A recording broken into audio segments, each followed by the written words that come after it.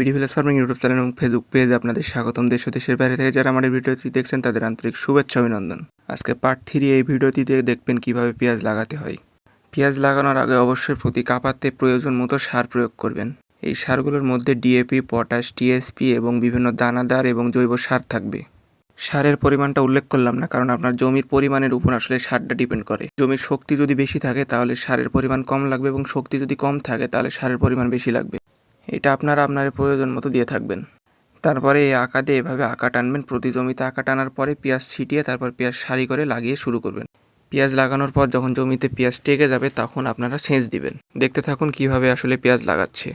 আমাদের পেজের ভিডিওগুলো ভালো লাগলে ইউটিউব চ্যানেলে সাবস্ক্রাইব এবং পেজে ফলো দিয়ে পাশে থাকবেন।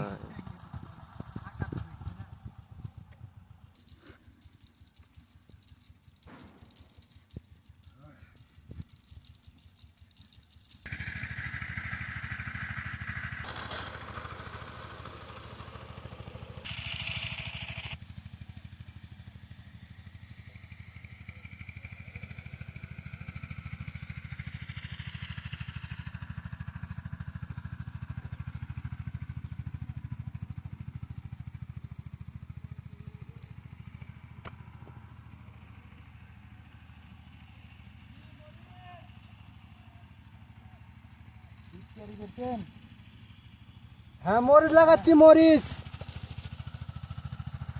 ভালো হলে এরকমই হয়।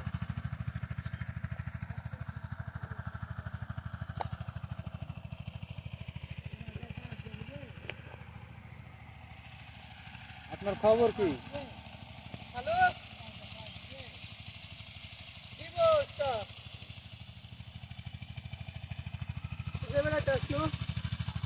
খবর আর কি?